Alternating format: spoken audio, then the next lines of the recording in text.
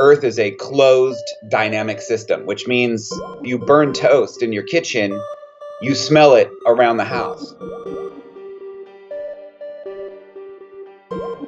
Hello, I'm Margot, a South African filmmaker. I love our planet and I'm passionate about doing what I can to look after it. In 2019, I did a series of interviews with film companies from around the world. I asked their opinion about the film industry's relationship towards climate change and what we as filmmakers can do to save our planet.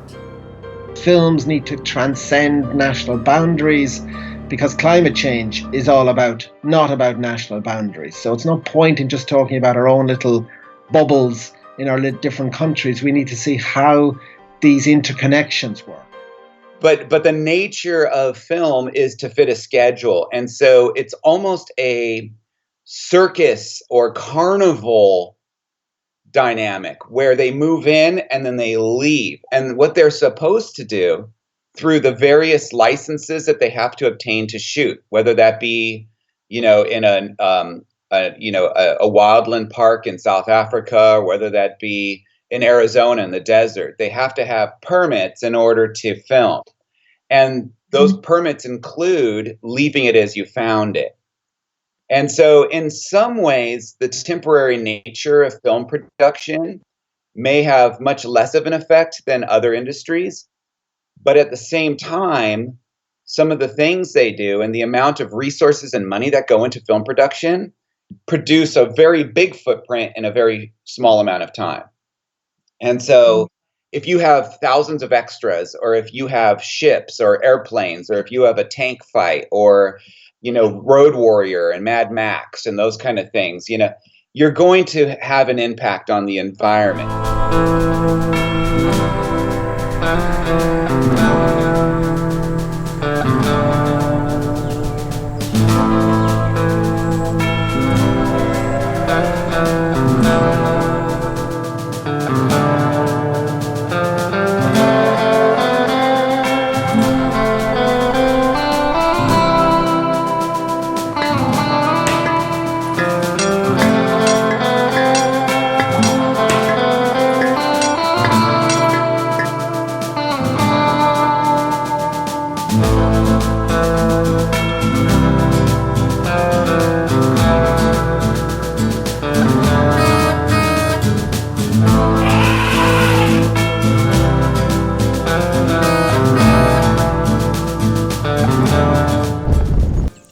In this episode, I've interviewed film companies from South Africa, Namibia, and Canada.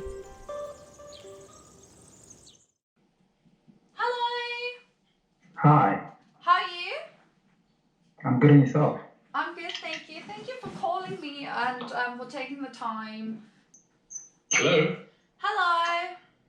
How are you? Fine, thanks, and you? Not too bad, thank you. A bit chilly, but otherwise all good. Hello! Hello. Thank you for... Sorry about that. Oh, that's fine. Thank you for taking the time to talk to me. Happy to.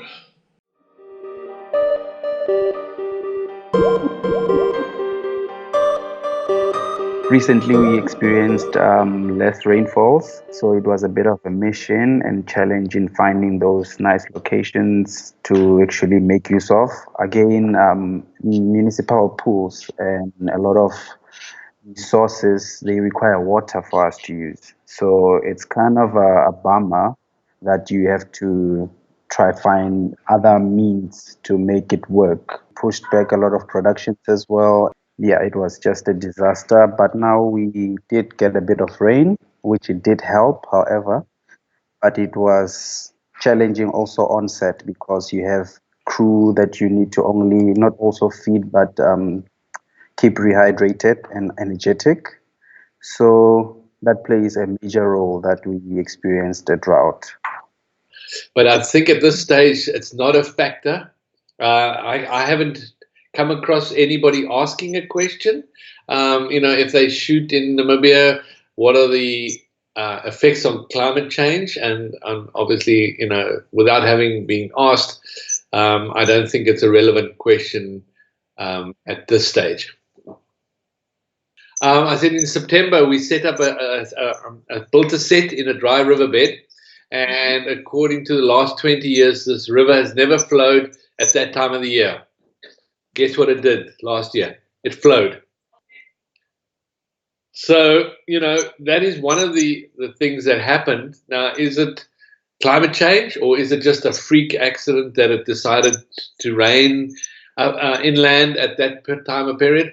But I mean, for 20 years, it's never done this. So maybe that bit of climate change has affected the film industry because we had to rebuild the set somewhere else. We have the money to put fake snow down. We have the money to take snow away. We have the money to put leaves on trees. We have the money to put snow in the air. On documentary projects, we're far more. The weather dictates a lot more. We're at the whim of the weather a lot more, and when we no longer can guarantee that certain things will be there, snow.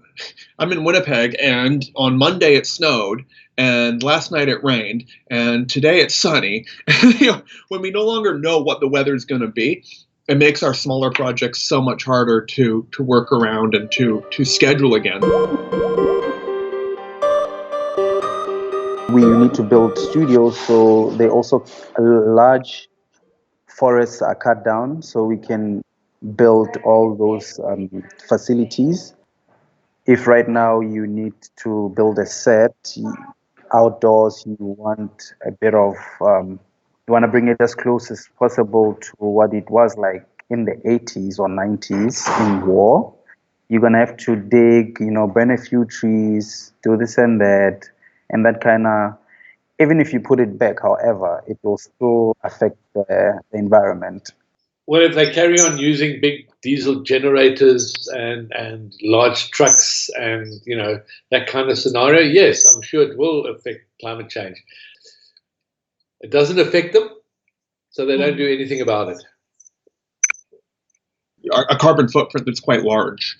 I have crews traveling around the world, and, the amount of trucks we rent and the amount of, gas we burn through.